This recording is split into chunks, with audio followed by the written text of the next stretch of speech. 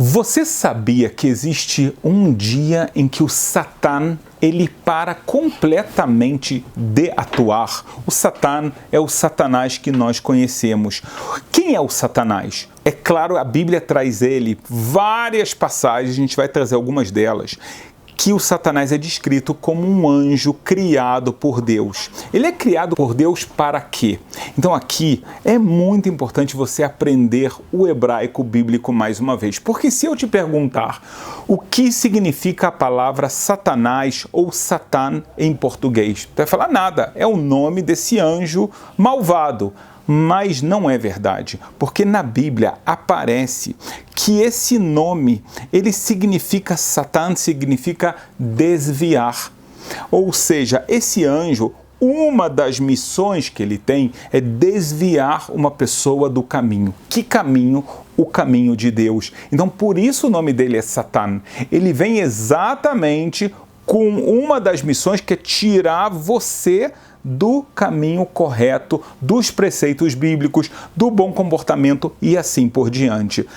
Por outro lado, a Bíblia traz que o Satã, ele é um anjo, como a gente vê famosamente no livro de Jó.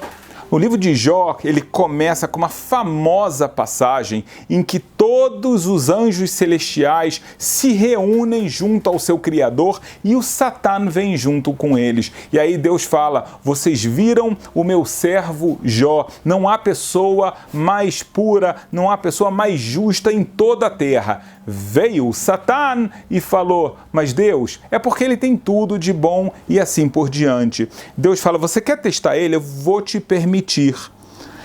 No primeiro momento, Deus permite que ele afete Jó com relação aos seus filhos, ao seu patrimônio, né, sua riqueza que era muito grande. Num segundo momento, em que o Satã vê que mesmo depois de tudo que ele fez com Jó, nada funcionou, em outras palavras, o Satã queria desviar Jó do caminho, ele fez Jó passar por uma provação muito grande, com o objetivo de fazer com que Jó, o mais justo dos seres humanos da sua geração, cometesse o pecado da blasfêmia.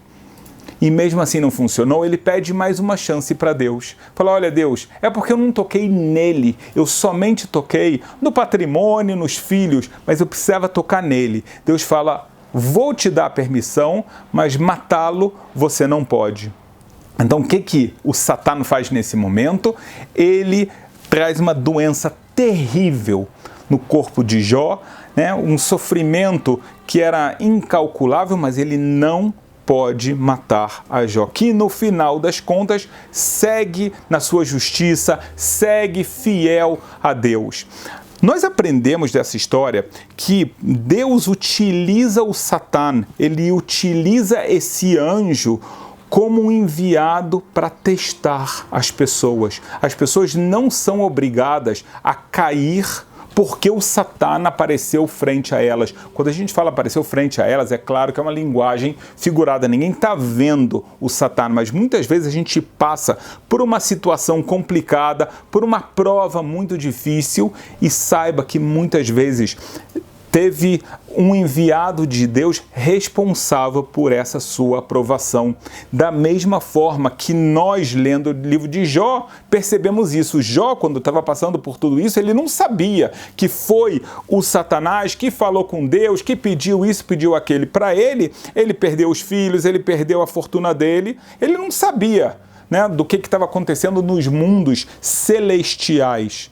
Nós sabemos, a mesma coisa acontece com a nossa vida. Por outro lado, nós aprendemos mais um ponto, que Deus fala que o Satã, ele pode tirar a vida de uma pessoa. Em outras palavras, uma das missões do Satã é ser o anjo da morte. O anjo da morte e o Satanás são a mesma entidade enviada por Deus. No caso de Jó, Deus ordenou, você não tem permissão de fazer isso. Finalmente a gente vê também o que muitas pessoas pensam completamente erroneamente, né? As pessoas falam, o Satã é uma entidade independente, ele pode fazer o que ele quiser, ele está em luta contra Deus e vai chegar um momento que essa luta vai ficar forte demais, vai acontecer um apocalipse e assim por diante. Não é verdade. Tudo que existe é uma criação divina, inclusive o Satã. O Satã, ele foi criado com os objetivos, a gente vai falar mais um objetivo impressionante que está ligado, mais uma vez, com o hebraico bíblico, mas você vê que ele não tem o poder de fazer o que ele quer.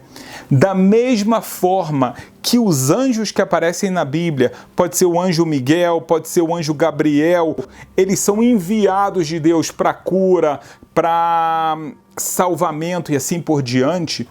O anjo chamado Satanás, ele é levado por um caminho que para nós é um caminho difícil e ruim. Ele não tem poder próprio, ele é obrigado a cumprir as missões que o seu próprio Criador, que é o mesmo Criador nosso, obriga ele. A palavra malach, que é anjo no hebraico bíblico, significa enviado. O Satã é um dos malachim, um dos anjos de Deus. Mas, estudando melhor o nome dele, a palavra Satã significa também sitna, que é ódio.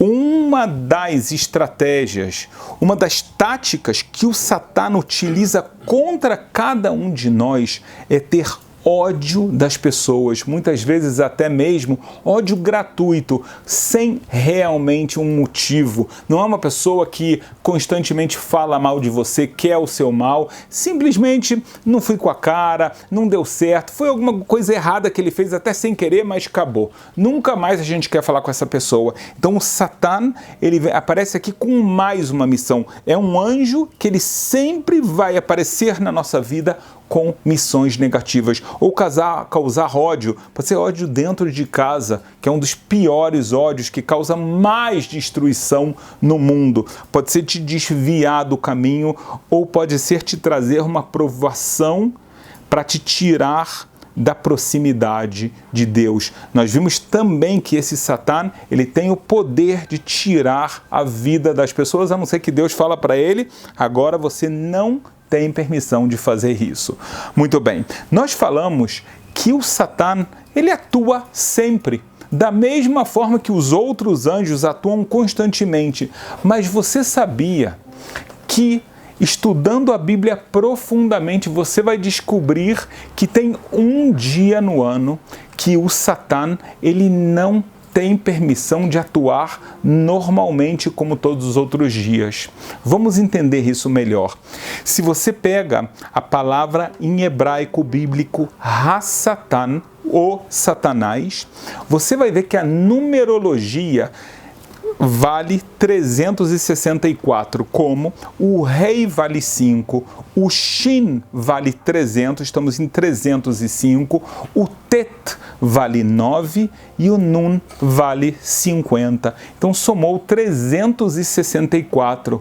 Curiosamente, todos nós sabemos que o ano solar, ele tem 365 dias. Daqui, a tradição oral explica pra gente que o Satã, ele atua 364 dias do ano. Tem um dia que ele não atua. Se você me perguntar, antes de saber qual é esse dia, mas calma aí, o ano bíblico não é o ano lunar? A resposta é que não. O ano bíblico, ele tem uma parte que é solar, e ele tem uma parte que ele é lunar. O calendário bíblico, ele é muito especial. Ele tem 12 meses que vão ter ou 29 ou 30 dias, porém, vão ter anos que tem um mês a mais. E é exatamente esse ajuste entre o calendário solar e o calendário lunar. O calendário lunar são 354 dias, o solar 365. A Bíblia utiliza os dois para marcar as suas festas. Então, quando a gente fala que o Satã são 364 dias, então, claro que você sim está relacionado ao calendário bíblico na parte solar. Agora, que dia é esse? Então, nós sabemos que existe um dia no ano que é o dia mais sagrado, que é o chamado Dia do Perdão. A Bíblia no hebraico não fala perdão, fala perdões. Ela chama de Yom HaKippurim, o Dia dos Perdões. É um dia que nós conhecemos na Bíblia como algo muito especial. Sabe por quê? Certamente você já escutou falar do pecado do bezerro de ouro. A gente tem um vídeo muito bom no canal sobre isso. O povo de Israel, logo depois de receber as tábuas da lei, eles fazem um terrível pecado, a idolatria do bezerro de ouro. Moisés desce do Monte Sinai com as tábuas da lei e quebra elas, né? Algo inimaginável, terrível, porque ele ficou chocado. Quando ele está recebendo as tábuas da lei, o povo embaixo estava, claro que é parte do povo somente, estava fazendo o pecado da idolatria. O que acontece é que Moisés vai subir mais 2 vezes no Monte Sinai. Se você prestar muita atenção no texto bíblico, você vai ver que ele subiu mais 2 vezes por 40 dias e 40 noites. Na segunda subida, ela termina exatamente no dia 10 do 7º mês bíblico.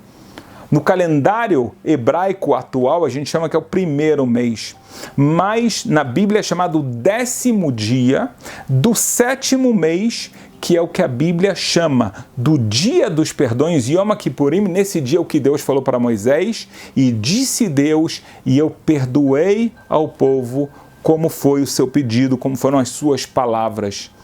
Então, nós sabemos que esse dia tem um poder muito grande e a Bíblia traz para a gente que nesse dia nós temos a capacidade de ter todos os nossos pecados perdoados. É claro que isso não é feito de uma forma automática. Passa o dia dos perdões, você não fez nada de especial, não se arrependeu, não tomou a decisão de não pecar mais e será perdoado? É claro que não. É claro que exige uma purificação de cada um de nós, mas se esse dia é cumprido corretamente, como está determinado na Bíblia, com vários preceitos, é um dia de jejum, é um dia de muita introspecção, de muita reza, de muita proximidade com Deus. Deus promete que nesse dia cada um de nós pode ter todos os seus pecados perdoados, ou seja, um dia de proximidade muito grande com o Criador.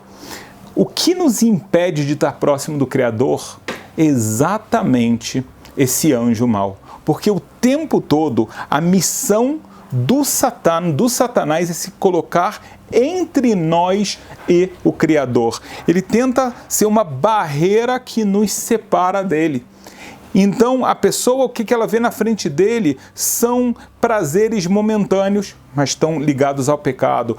Vê o lado material como se fosse aquilo que é o mais importante na vida. Mais uma vez, impede a pessoa de passar barreiras para ela se dedicar à sua alma, ao seu mundo espiritual. Então, Deus dá uma ajuda especial. Um dia no ano, o Satã, ele é obrigado a parar de trabalhar com toda a sua força. Significa que as pessoas não podem, não têm capacidade de fazer o mal?